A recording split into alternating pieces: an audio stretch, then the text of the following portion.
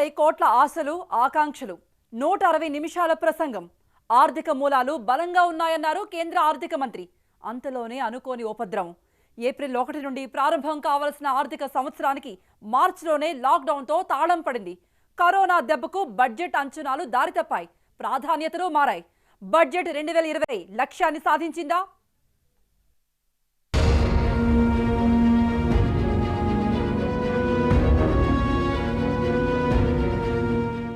February 1, 2020. The Prime Minister has highlighted that 100 lakh crores would be invested on infrastructure for the next 5 years. అప్పటికి corona అంత తీవ్రంగా లేదు. చరిత్రలోనే అతిపెద్ద budget ప్రసంగాన్ని ఓపికగా చదివారు కేంద్ర ఆర్థిక మంత్రి Nirmala Sitharaman. All is well అన్నారు. కోవిడ్ కేసులు పెరగడంతో అంతా తల్లకిందులైంది. 4 ఏళ్లలో 5 ట్రిలియన్ల ఆర్థిక వ్యవస్థ. 2019లో రెండోసారి అధికారంలోకి వచ్చిన తర్వాత మోదీ సర్కార్ టార్గెట్ లక్ష్య సాధన దిశగానే బడ్జెట్ ని ప్రవేశపెట్టారు కేంద్ర ఆర్థిక మంత్రి. అయితే అదేమీ పట్టాలెక్కలేదు. కరోనా విజృంభణ, లాక్డౌన్ అమలుతో సీన్ రివర్స్ అయింది. లాక్డౌన్ వల్ల అంతా నష్టమైనా అలాంటిదేమీ లేదంటోంది ఎకనామిక్ సర్వే. సరైన సమయంలో లాక్డౌన్ పెట్టడం వల్ల లక్షల మంది ప్రాణాలని కాపాడడంతో పాటు ఎకానమీని పిక్ చేశామని చెప్తున్నారు చీఫ్ ఎకనామిక్ అడ్వైజర్. ఆ టైంలో పేదల్ని ఆదుకునేందుకు ప్రకటించిన 1,70,000 కోట్ల రూపాయల ప్యాకేజ్ ఆంక్షల్ని సడలించిన తర్వాత 20 లక్షల కోట్ల రూపాయల ఆత్మనిర్భర్ స్కీమ్, ఈ చర్యలన్నీ సూపర్ గా వర్కౌట్ అయ్యాయంటోంది ఆర్థిక సర్వే నివేదిక. ప్రజా సంక్షేమం, ఆర్థిక ప్రగతి, ప్రజల సంరక్షణ 2020 బడ్జెట్లో ప్రాధాన్యత అంశాలు ఇవే. బడ్జెట్ 2020లో కొత్త స్కీములు, కేటాయింపులతో హడావుడి చేశారు. వ్యవసాయ రుణాల కోసం 15 లక్షల కోట్ల రూపాయలు కేటాయించారు. గత బడ్జెట్లో వ్యవసాయం, వాటి అనుబంధ రంగాలకు దాదాపు 20 లక్షల కోట్ల రూపాయల కేటాయింపులు జరిగినా అందులో ఎంత ఖర్చయ్యాయి అనే దానిపై స్పష్టత లేదు. రన్నింగ్ బడ్జెట్లో వైద్య రంగానికి కేటాయింపులు 69,000 కోట్లు. జీడీపీలో ఇది 1% కంటే తక్కువ. వైద్య రంగానికి ఇంత తక్కువగా నిధులు ఖర్చు చేస్తున్న దేశం మనదే కావచ్చు. వైద్యానికి చేయాల్సిన ఖర్చులో పాలకుల మైండ్ సెట్ ని అమాంతం మార్చేసింది కరోనా. మార్చిలో కేసులు పెరిగినప్పుడు మన దగ్గర పేషెంట్లకు అవసరమైన స్థాయిలో బెడ్లు లేవు, పీపీఈ కిట్లు లేవు. ఇప్పుడు పరిస్థితి మారింది. ఈసారి వైద్య రంగానికి కేటాయింపులు పెరగొచ్చు. రైతులకి ఎక్కువగా చేస్తారంటున్నారు కాబట్టి కొంచెం రైతు సమస్యల్ని, ఇప్పుడు రైతు ఆందోళన జరుగుతుంది కాబట్టి కొద్దిగా చేస్తారు. రక్షా డిపార్ట్మెంట్కి ఎక్కువ డబ్బు కేటాయిస్తారు. అన్నిటికంటే ముఖ్యం అందరూ హెల్త్ సెక్టర్ను బలపరచాలి అన్నారు కాబట్టి ఇప్పుడు దానికంటే డబల్ చేస్తారా? హెల్త్కి, హాస్పిటల్స్ పెడతానికి, మెడిసిన్స్కి, కోవిడ్ ఖర్చు వినడానికి అది చూడాలి. ట్యాక్సెస్ మాత్రం చిన్నవాళ్ళ ఆదాయాల మీద 1,000, 2,000 ఇంకా లాభం వచ్చేటట్టుగా చేసి అదే పెద్ద ఎత్తుగా చేస్తారా అంటే అదే చేస్తారు. ఒక చేత్తో ఇస్తారు, ఒక చేత్తో తీసుకుంటారు. ఆరోగ్య సెక్టార్కి, కిసాన్స్కి, వ్యవసాయదారులకి డబ్బు కేటాయింపు పోయిన సంవత్సరాల కంటే ఎక్కువగా జరుగుతుంది. 2020-2021 బడ్జెట్లో వ్యక్తిగత ఆదాయ పన్నులో సంస్కరణలు, సరికొత్త పన్ను స్లాబుల ప్రతిపాదనలతో కేంద్ర ఆర్థిక మంత్రి చేసిన హడావిడితో వేతనజీవులకు పెద్దగా దక్కిందేమీ లేదు. నేషనల్ పోలీస్ యూనివర్సిటీ, జిల్లా ఆసుపత్రుల్లో వైద్య కళాశాలలు, జీరో బడ్జెట్ జాతీయ వ్యవసాయ విధానం, వేధింపుల్ని తగ్గించేలా ట్యాక్స్ పేయర్ చార్టర్, ఇలాంటి ప్రతిపాదనలు కాగితాలు దాటలేదు. సో రేపు మనకి నిర్మలా సీతారామన్ గారు ఈ టర్మ్లో 3వ బడ్జెట్ ప్రవేశపెట్టబోతున్నారు. అయితే ఈ బడ్జెట్ కొంత ప్రత్యేకమైన బడ్జెట్గా చెప్పవచ్చు. ఎందుకంటే కోవిడ్ కారణాల వల్ల మనకి దేశమంతా కూడా ప్రజలందరూ చాలా ఇబ్బందులు ఎదుర్కొన్న సంగతి తెలిసిందే. అయితే ఈ పరిస్థితుల్లో ప్రభుత్వం ఫిస్కల్ డెఫిసిట్ అంటే లోటు, రెవెన్యూ లోటు గురించి ఎక్కువగా ఆలోచించకుండా ప్రజల కోసం లేదా అభివృద్ధి కోసం కూడా ఎక్కువగా ఖర్చు పెట్టాల్సిన ఆవశ్యకత ఉంటుంది. గతేడాది బడ్జెట్ ప్రవేశపెట్టే నాటికే దేశ ఆర్థిక పరిస్థితి బాగాలేదు. 2019-2020లో 11 ఏళ్లలోనే అత్యల్పంగా 5% రేటుతో వృద్ధి రేటు నమోదైంది. ప్రైవేట్ వినియోగం 7 ఏళ్ల కనిష్టానికి పడిపోయింది. పెట్టుబడుల వేగం 17 ఏళ్ల కనిష్టానికి దిగజారింది. తయారీ రంగం 15 ఏళ్ల లో లెవెల్కి చేరింది. ద్రవ్యోల్బణం 7.35%గా ఉండింది. ఆటోమొబైల్ సెక్టార్లో 4 లక్షల ఉద్యోగాలు పోయాయి. నిరుద్యోగిత 7% దాటింది. ఇలాంటి పరిస్థితుల మధ్య వచ్చిన బడ్జెట్ ఈ సమస్యల్ని పరిష్కరించలేకపోయింది. పెద్ద నోట్ల రద్దు, ఆ తర్వాత హడావుడిగా తెచ్చిన జీఎస్టీ ఆర్థిక వ్యవస్థను మందగమనంలో పడేశాయి. దీని నుంచి కోలుకునే ప్రయత్నం ప్రారంభించగానే కరోనా చావు దెబ్బ కొట్టింది. ఆర్థికంగా మనం ఇప్పుడు ఎక్కడ ఉన్నామో ఖచ్చితంగా చెప్పలేని పరిస్థితి.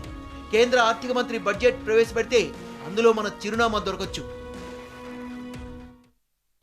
సీత కష్టాలు సీతవి. లంకలో సీతమ్మ తల్లి కంటే ఎక్కువ కష్టాల్లో ఉన్నారు నిర్మలా సీతారామన్.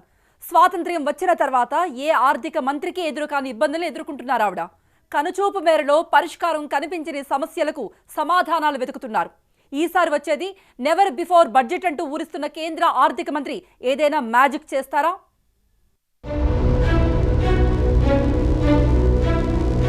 గతేడాది మార్చ్ కరోనా బాగా ఉధృతంగా ఉన్న సమయంలో జర్మనీ ఆర్థిక మంత్రి థామస్ షాఫర్ ఆత్మహత్య చేసుకున్నారు. కరోనా వల్ల ఏర్పడ్డ సమస్యల్ని పరిష్కరించలేక ఆయన సూసైడ్ చేసుకున్నట్లు ప్రకటించింది జర్మన్ మీడియా. మన కేంద్ర మంత్రి కూడా ఇలాంటి ఇబ్బందులు ఎదుర్కొంటున్నా ధైర్యంగా ఉన్నారు. ప్రతికూల పరిస్థితుల మధ్య అత్యుత్తమ బడ్జెట్ వస్తుందని చెప్పడం నిర్మలా సీతారామన్ ధైర్యానికి నిదర్శనం. ప్రపంచ అతిపెద్ద ఆర్థిక వ్యవస్థలో 5వ ర్యాంకు నుంచి 6కు చేరింది మన ప్రస్థానం. తొలిసారి అధికారికంగా మాంద్యంలో పడ్డాం. ఈ సమయంలో వస్తున్న బడ్జెట్ అంటే ఎన్నో ఆశలుంటాయి. సూటిగా చెప్పాలంటే ప్రయోగాలు చేయడానికి, సాహసోపేతమైన నిర్ణయాలు తీసుకోవడానికి కేంద్ర ప్రభుత్వానికి ఇది అద్భుతమైన అవకాశం. ఒకటి హెల్త్ కేర్, ఇంకొకటేమో విద్యా విధానం. సో ఈ రెండింటిని సంబంధించి ఎలాంటి సాప్స్ క్రియేట్ చేస్తారు, ప్లస్ ఒకవైపు ఏమో ఎక్స్పెక్టేషన్స్ చాలా ఎక్కువ ఉన్నాయి. కామన్ మ్యాన్ కానివ్వండి, వీళ్ళందరూ ఏం ఎక్స్పెక్ట్ చేస్తున్నారంటే ముఖ్యంగా ఇన్కమ్ ట్యాక్స్ స్లాబ్ పెరగడం, ఇన్కమ్ ట్యాక్స్ బర్డెన్ ఏదైతే ఉందో దాన్ని తగ్గించుకోవాలని చెప్పి కామన్ మ్యాన్ ఆలోచిస్తున్నాడు. అలాంటి వెసులుబాటు రావాలని చెప్పి బడ్జెట్ మీద అందరూ అనుకుంటున్నారు. కంపెనీల పరిస్థితి చూస్తే కంపెనీలు ఆల్మోస్ట్ వాళ్ళ లాభాల్లో 30 to 40% వరకు కూడా నష్టపోయిన పరిస్థితి. సో దాన్ని బేస్ చేసుకొని ఆ ఇండస్ట్రీ అంతా కూడా ఇన్కమ్ ట్యాక్స్ రిబేట్ ఎక్స్పెక్ట్ చేస్తున్నారు. వృద్ధి రేటుని పట్టాలెక్కించడం, కరోనా వల్ల దెబ్బతిన్న రంగాలకు మద్దతు, ఉపాధి కల్పన, దెబ్బతిన్న రంగాలకు సాయం లాంటివి కేంద్ర ఆర్థిక మంత్రి ప్రాధాన్యాల్లో ముందు వరుసలో ఉన్నాయి. ఆశలు, ఆశయాలు ఉండడం మంచిదే, కానీ నిధులెక్కడి నుంచొస్తాయి, ఎలా తెస్తారు అనేది $1 ట్రిలియన్ క్వశ్చన్. సాలరీడ్ క్లాస్లో స్టాండర్డ్ డిడక్షన్ లాస్ట్ టైం 50,000 వరకు పెంచిన తర్వాత ఈ బడ్జెట్లో కొద్దిగా ఖర్చులు కూడా ఇదిగా ఉన్నాయి కాబట్టి దాన్ని స్టాండర్డ్ డిడక్షన్ 50 నుంచి 80,000కి పెంచుతారనే ఒక అంచనా ఒకటి ఉంది. తర్వాత section 80C limit last time కూడా పెంచుతారనుకున్నప్పటికీ అది 1.5 lakhs వరకే ఉండటం, అదేం పెంచకపోవడం కూడా జరిగింది. కాబట్టి ఈసారి దాన్ని కొంచెం పెంచుతారు. లేదంటేనేమో ఆ సెక్షన్ 80Cలో ఇంక్లూడ్ అయిన హౌసింగ్ లోన్ ప్రిన్సిపల్ అమౌంట్ దాన్ని బయటికి తీసి రియల్ ఎస్టేట్ సెక్టార్కి కొంచెం మొత్తం ఇచ్చేలాగా principal amount, housing loan principal amount కట్టేదైతే ఉంటుందో దానికోసం, plus at the same time section 24 కింద మనం హౌసింగ్ లోన్ ఇంట్రెస్ట్ ఏదైతే పే చేస్తామో దాంట్లో 2 lakhs వరకు క్లెయిమ్ చేసుకునే ఆ డిడక్షన్ కూడా ఆ 2 lakhs కూడా పెంచుతారని, ఈ రెండింటికి ఒక సెక్షన్ పెడితే బాగుంటుందనే ఒక అంచనా కూడా ఉంది. ఉద్యోగాలు, ఉపాధి, అన్ఎంప్లాయ్మెంట్ రేట్ 10% చేరింది. కోవిడ్-19కి ముందే నిరుద్యోగిత 45 సంవత్సరాల రికార్డు స్థాయిలో ఉంది. లాక్డౌన్ తర్వాత అసంఘటిత రంగాల్లో 12 కోట్ల ఉద్యోగాలు కనిపించకుండా పోయాయి. వాటన్నింటినీ తిరిగి తీసుకురావడం ఆర్థిక విభాగం ఎదుర్కొంటోన్న పెద్ద సమస్య. మన యూత్కి వాళ్ళకి ఏ రకంగా ఈక్వాలిటీ తీసుకొస్తారు? ఒక సెక్షన్ యూత్కి smart phones, laptops, computers, vehicles ఉన్నాయి, ఒక సెక్షన్స్ లేవు. ఎస్, గవర్నమెంట్ ఫ్రీగా డబ్బిస్తున్నారు, అది ఖర్చు అయిపోతుంది. సో ముఖ్యంగా ఎలక్ట్రానిక్ ఐటమ్స్ అందరి చేతిలో పెట్టి భారతదేశానికి టాప్ కంట్రీ ఐటీలో, సాఫ్ట్వేర్లో ఇంకా మనం ఉండాలంటే రాబోయే జనరేషన్కి ఆ లోటు లేకుండా దేశం అంతా కంప్యూటర్గా బాగా తెలుసు, అందరికీ ఇంటర్నెట్ వాడటం తెలుసు, నాలెడ్జ్ ఎక్కువ ఉన్నది, నాలెడ్జ్ ఉపయోగించుకుని కొత్త స్టార్టప్స్ చేయొచ్చు, ప్రపంచంలో ఎక్కడైనా పని దొరుకుతుంది. ఆ ఎంఫసిస్ ఇస్తారా? చాలా తక్కువ ఖర్చుతో ఎక్కువ ఉపయోగం అని. కోవిడ్ ముందు నాటి ఆర్థిక పరిస్థితి రావాలంటే 3 ఏళ్లు 8.5% చొప్పున సుస్థిర వృద్ధి సాధించాలి. 2021-22 బడ్జెట్ ఆరోగ్య సంరక్షణ, వ్యవసాయం, పారిశ్రామిక, సేవల రంగాలను బలోపేతం చేయాలి. అదే సమయంలో వృద్ధి రేటు పునరుద్ధరణపై ప్రధానంగా దృష్టి పెట్టాల్సిన అవసరాన్ని సూచిస్తున్నాయి పరిస్థితులు. మౌలిక వసతుల కల్పనకు 100 లక్షల కోట్ల రూపాయలు ఖర్చు చేస్తామని ప్రకటించారు కేంద్ర ఆర్థిక మంత్రి. ఖజానాలో అన్ని నిధులున్నాయా? నిధుల సేకరణే కేంద్రానికి ప్రధాన ఇబ్బంది. ప్రభుత్వ రంగంలో ఖర్చు పెరిగితే ఉపాధి కల్పన సాధ్యం. భారీగా ఖర్చు చేయాలంటే భారీగా డబ్బు అవసరం. డబ్బుల కోసం పన్ను వసూళ్లు పెంచడం, సెస్ విధించడం కేంద్రం ముందున్న ప్రత్యామ్నాయాలు. ప్రభుత్వ రంగ సంస్థల్లో వాటాను విక్రయించడం ద్వారా నిధులు సేకరించగలిగే అవకాశం ఉన్నా ఆశాజనకంగా లేదు.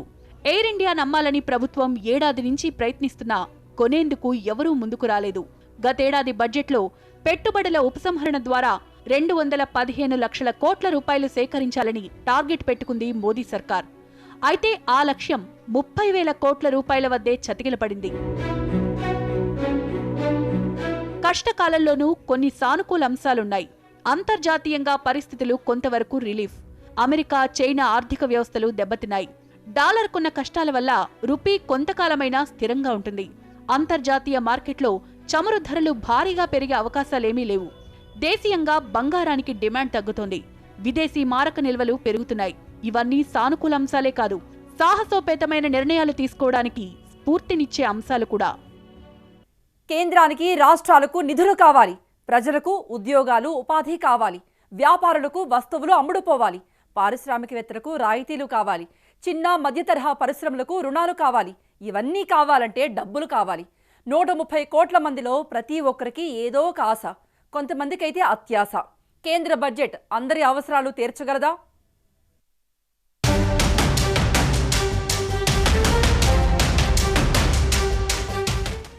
బడ్జెట్ వచ్చినప్పుడల్లా తరచూ వినిపించే పదాలు ద్రవ్యలోటు, ద్రవ్యోల్బణం, వృద్ధి రేటు, కరెంట్ ఖాతా లోటు. వీటితో సామాన్యులకంతగా అవసరం లేదు. ప్రజలు అడిగే ప్రశ్న ఒక్కటే, నాకేంటని.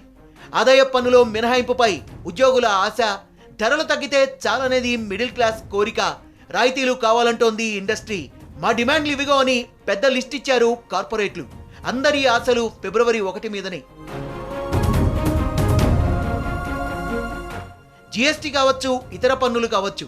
గతేడాది ప్రభుత్వ ఆదాయం భారీగా తగ్గింది. జీఎస్టీ వసూళ్లలో రాష్ట్రాల వాటా ఇవ్వలేక చేతులెత్తేసింది కేంద్ర ప్రభుత్వం. నిధులు లేక కొన్ని ప్రాజెక్టుల నిర్మాణాన్ని తాత్కాలికంగా పక్కన పెట్టింది. ఈ పరిస్థితి చక్కబడాలంటే కేంద్రానికి నిధులు కావాలి. డబ్బులేమీ చెట్లకు కాయవుగా. ఇక కేంద్రానికి ఉన్న ఆప్షన్ ఏంటి? ప్రజల మీద పన్నులు వేయడమే. ఇంతకుముందు ప్రవేశపెట్టిన బడ్జెట్లకి ఈ బడ్జెట్కి చాలా తేడా ఉండే అవకాశం ఉంటుంది. దీన్ని చాలా క్షుణ్ణంగా మనం చూడాల్సిన అవసరం ఉంటుంది. ఎందుకంటే ఎకనామిక్ సర్వేలో ప్రతి విషయాన్ని అలా టచ్ చేసి వదిలేశారు తప్ప బడ్జెట్ ప్రజెంటేషన్లో మాత్రం ఇది చాలా పెద్ద కసరత్తు కిందనే మనం చూడాలి. ముఖ్యంగా హెల్త్ కేర్ రంగానికి సంబంధించి ఈ సంవత్సరం మనం పడిన ఇబ్బందులు ఏవైతే ఉన్నాయో వాటిని ఎలా మనం మళ్ళీ పాజిటివ్గా తీసుకొని పబ్లిక్ ప్రైవేట్ పార్టిసిపేషన్లో హెల్త్ కేర్ రంగాన్ని మనం ముందుకు తీసుకెళ్తామనే దాని మీద కూడా మనం చూడాలి. సో ఈ బడ్జెట్ ముఖ్యంగా ఈ తరం వారికి ఒక కొత్త ఇంట్రెస్ట్ని క్రియేట్ చేసే అవకాశం ఉంటుంది. లాక్డౌన్ వల్ల దేశంలో అన్ని రంగాలు నష్టాల్లో పడ్డాయి. కొన్ని రంగాలు కూలిపోయాయి, మరికొన్ని కనిపించడం లేదు. ఇవన్నీ ట్రాక్ మీదకు రావాలంటే కేంద్రం రాయితీలు ప్రకటించాలని, రుణాలు ఇవ్వాలని, ఆదుకోవాలని కోరుతున్నారు. Automobiles, real estate, retail sector, hospitality, tourism, communication, transport, entertainment, aviation లాంటి రంగాల విజ్ఞప్తి ఇదే. చాలా హెవీ ఎక్స్పెక్టేషన్స్ ఉన్నాయి, ఎందుకంటే కరోనా వచ్చిన తర్వాత వస్తున్న బడ్జెట్ కాబట్టి. బట్ దీంట్లో ఎంతవరకు సాధ్యమవుతుంది ఏంటి, ఎందుకంటే ఇంతకుముందే కొన్ని అనౌన్స్మెంట్ చేశారు, లాస్ట్ కపుల్ ఆఫ్ మంత్స్లో టైం టు టైం చేశారు కాబట్టి ఇప్పుడు అట్ ది జంక్చర్ రేపు ఏం చేయబోతున్నారు అనేది కూడా కొంత అందరూ కూడా చూస్తున్నారు. సో మనం గ్రోత్ ఇబ్బంది లేకుండా నెక్స్ట్ డౌన్ ద లైన్ ఒక 1 to 2 years పాటు మనం సస్టైనబుల్ గ్రోత్ సాధించాలంటే డొమెస్టిక్ ఇండస్ట్రీని, డొమెస్టిక్ అగ్రికల్చర్ని, తర్వాత ఎక్స్పోర్ట్స్ని ఇట్లా అన్నీ ఇచ్చేసేలాగా ఎలాంటి నిర్ణయాలు చేపడతారో మనం అంతా వీ హ్యావ్ టు సీ. దేశంలో 95 కోట్ల మంది ప్రజల దగ్గరున్న సంపద కంటే 63 మంది బడాబాబుల దగ్గరున్న సొమ్ము 4 రెట్లు ఎక్కువ. 2018-2019 కేంద్ర బడ్జెట్ కంటే 63 మంది సంపన్నుల దగ్గర ఎక్కువ డబ్బుంది. ఈ డబ్బుతో దేశ ప్రజలందరికీ 10 ఏళ్ల పాటు ఉచిత కరెంట్ ఇవ్వచ్చు, 25 ఏళ్ల పాటు ఉపాధి హామీ పథకాన్ని అమలు చేయవచ్చు. సంపద పంపిణీలో వికృతంగా ఉన్న అసమానతల్ని చక్కదిద్దడం ఆర్థిక మంత్రి బాధ్యత. కొత్త రాష్ట్రం కాబట్టి ప్రభుత్వం తప్పనిసరిగా కొన్ని కొత్త ప్రాజెక్టులని ఇవ్వాలి. అంటే ఇప్పుడు మీకు రైల్వే ప్రాజెక్టులు తీసుకున్నా, ఇరిగేషన్ ప్రాజెక్టులు తీసుకున్నా, ఏవి తీసుకున్నా కూడా మీకు జనరల్గా ఏంటంటే నార్త్ స్టేట్స్లో ఎక్కువగా జరుగుతున్నాయి ఇవన్నీ. ఇప్పుడు స్పీడ్ ట్రైన్స్ అనివ్వండి, బుల్లెట్ ట్రైన్స్ అనివ్వండి, సూపర్ ఫాస్ట్ ట్రైన్స్ కానీ ఇలాంటివన్నీ కూడా ఎక్కువ మటుకు మనకి అటువైపే వెళ్తున్నాయి. సౌత్ స్టేట్స్కి ఏది కూడా, దక్షిణ రాష్ట్రాలకి ఏది కూడా రావడం లేదు. ఇది కరెక్ట్ కాదు. కేంద్ర నిధులతో పాటు బడ్జెట్ కేటాయింపుల విషయంలోనూ తెలుగు రాష్ట్రాలకు ఏటా నిరాశ ఎదురవుతోంది. 2 రాష్ట్రాలు ఏటా ప్రతిపాదనలు పంపడమే గాని వాటిని పట్టించుకున్న సందర్భాలు లేవు. అప్పుల ఊబిలో ఉన్న ఏపీకి కానీ, పన్నుల వాటాలో కేంద్రానికి భారీగా ఆదాయాన్ని అందిస్తున్న తెలంగాణకు కానీ కేంద్రం ఇచ్చింది చాలా చాలా తక్కువ. ఈసారి బడ్జెట్లో అయినా అంటూ ఎదురుచూపులు చూస్తున్నారు 2 రాష్ట్రాల ప్రజలు. ఆర్థికంగా దెబ్బతిన్నాం, అయినా గట్టెక్కుతాం. అయితే అదంత తేలిక కాదు. వృద్ధి రేటు పరుగులు తీయాలంటే సంస్కరణలు అమలు చేయాల్సిందే. బడ్జెట్కు ముందు కేంద్ర ఆర్థిక శాఖ విడుదల చేసిన ఎకనామిక్ సర్వే సారాంశం ఇది. ఆర్థిక సర్వే ఆధారంగానే బడ్జెట్ ఉంటుంది కాబట్టి సీతమ్మ చిట్టాలో ఏముంటుందనేది ఉత్కంఠ రేపుతోంది. 2021-2022లో వృద్ధి రేటు -7.7%, జీడీపీలో వృద్ధి 11%, కరెంటు ఖాతా లోటు 2%. కేంద్ర ప్రభుత్వం ప్రవేశపెట్టిన ఆర్థిక సర్వేలో కీలకమైన లెక్కలివి. కరోనా వల్ల ఆర్థిక వ్యవస్థ భారీగా దెబ్బతిన్నా ఇప్పుడిప్పుడే పుంజుకుంటోందని ప్రకటించింది సర్వే రిపోర్ట్. ఇండియన్ ఎకానమీ కోవిడ్కు ముందున్న పరిస్థితులకు చేరుకోవాలంటే మరో 2 ఏళ్లు పడుతుందని చెప్పింది ఆర్థిక సర్వే. వచ్చే ఆర్థిక సంవత్సరంలో వృద్ధి రేటు 11% చేరుకుంటుందనే అంచనా ఆశాజనకంగా కనిపిస్తోంది. అంచనాలు వాస్తవ రూపం దాల్చాలంటే ఉత్పత్తి సేవల రంగంలో సంస్కరణలను వేగవంతంగా అమలు చేయాలని చెప్పింది ఎకానమిక్ సర్వే. కరెంట్ అకౌంట్ ఖాతా లోటు 2% ఉంది. 17 ఏళ్ల గరిష్ట స్థాయికి చేరుకుంది. రిపోర్ట్లో కేంద్ర ఆర్థిక మంత్రికి ఆందోళన కలిగిస్తున్న అంశం ఇది.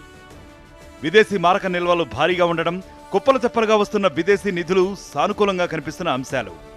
ఆస్ట్రేలియా సిరీస్లో భారత్ పుంజుకున్నట్లే కోవిడ్ తర్వాత ఆర్థిక వ్యవస్థ దూసుకెళ్తుందంటున్నారు chief economic adviser Krishnamurthy Subrahmanyam.